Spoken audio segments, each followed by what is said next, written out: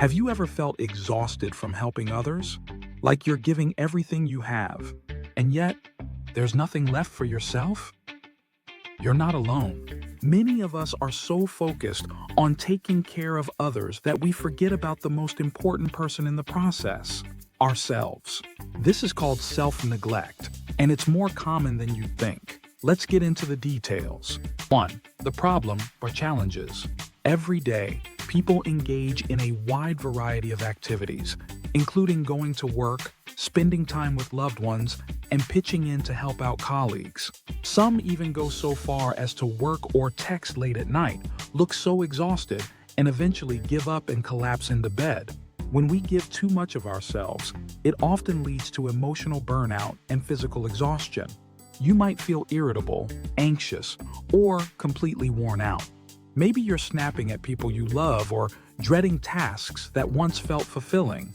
It starts with small things, saying yes when you really want to say no, staying up late to help someone when you're already drained.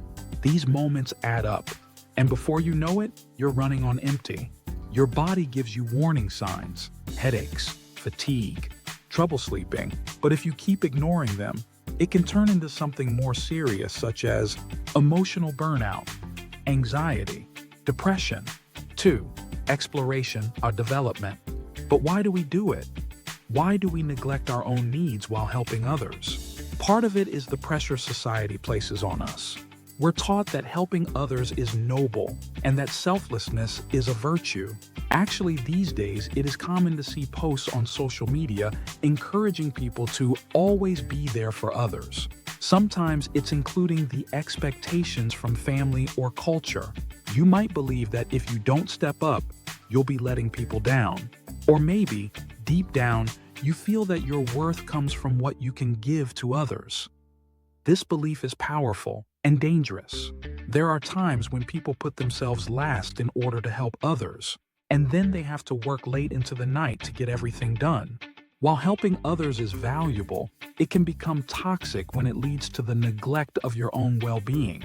Society tells us to give, but rarely do we hear the message that it's okay to take care of ourselves first. I want to share a story with you. There was a woman who spent years taking care of her family, parents, siblings, even friends, while balancing a full-time job. She didn't take breaks, she didn't say no, and she never asked for help. One day she collapsed, and lying in a hospital bed, exhausted. Her body had finally had enough. Her exhaustion turned into illness, and she spent months recovering, both physically and emotionally. This is what happens when we ignore the warning signs. This is the cost of self-neglect. Statistics show rising rates of burnout and stress-related illnesses. Did you know that over 77% of people say they feel burnt out from trying to balance work, personal life, and helping others? The consequences of this are real, both physically and mentally. Having said that, what is the takeaway from this? Helping others is important, but it's just as important to take care of yourself. Burnout and exhaustion are signs that something needs to change. Prioritizing self-care doesn't make you selfish. It makes you stronger for those who need you. Now, I want to hear from you. Have you ever experienced burnout from helping others? Share your story in the comments below. And if you're ready to prioritize self-care, check out my other videos on relationships advice, mental health, and finding balance. Remember, you matter too. Thanks for watching.